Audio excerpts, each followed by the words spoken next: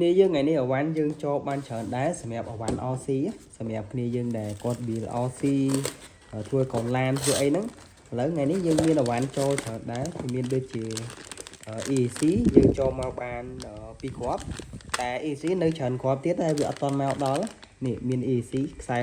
2ហើយ EC នេះ EC 16អ្នកគ្នា16 waterproof មានន័យថាវាការពារជំរាបទឹកបាទយើងសម្រាប់យកធ្វើឡានដាក់ក្នុងទឹកនឹងអីអញ្ចឹងយើងមាន EC 2គ្រាប់តែមិនមែនចូលប៉ុណ្្នឹងទេនៅទៀតហើយយើងមានអីទៀតបាទមានដូចជាកាឡេចូលមកបាន2គ្រាប់បាទកាឡេ2គ្រាប់អញ្ចឹងកាឡេវានៅទៀតដែរមកអត់ទាន់អស់បាទមកអត់ទាន់អស់អញ្ចឹងទើបតែចូលបាន2គ្រាប់ហើយមានអីទៀតខ្លះបាទមានដូចជាថ្មបងប្អូនថ្មបាន2គ្រាប់ដែរថ្មនេះធំដែរបាទអស់ហ្នឹងអាធំដែរខ្ញុំបើកឲ្យមើលបាទនេះអាថ្មហ្នឹងស៊ីធំបាទ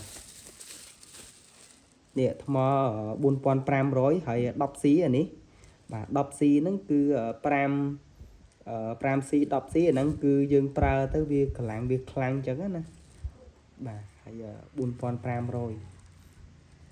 power របស់វាអញ្ចឹងអានេះចូលមកបាន2គ្រាប់តែនៅទៀតមិនមែនចូលតែ2គ្រាប់ហ្នឹងទេអានេះ1គ្រាប់ទៀតអញ្ចឹងសម្រាប់អ្នកត្រូវការអាចឆាតមកបានណាហើយអានេះអីគេយើងមើលសិនអានេះអត់ដឹងអីដែរនេះអូអានេះកាឡេបងប្អូននេះ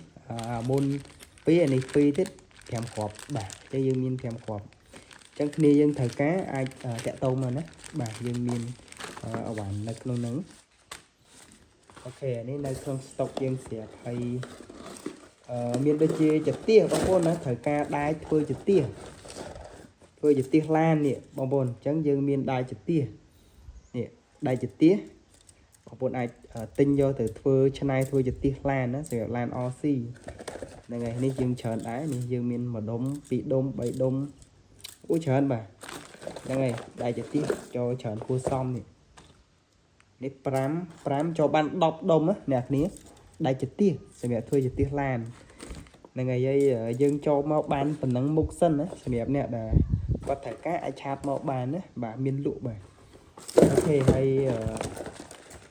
អ្នកគ្នាត្រូវការអីអាចថាតាក់ទងមកសម្រាប់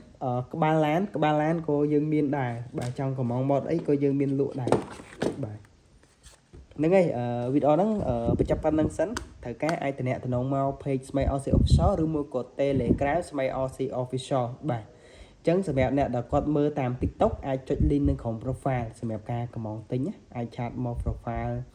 link ដែលខ្ញុំដាក់ឲ្យក្រុម profile ហ្នឹងជា link Telegram របស់ខ្ញុំផ្ទាល់អញ្ចឹងអ្នកគ្នាអាចឆាតមើលតម្លៃនៅក្នុង Telegram channel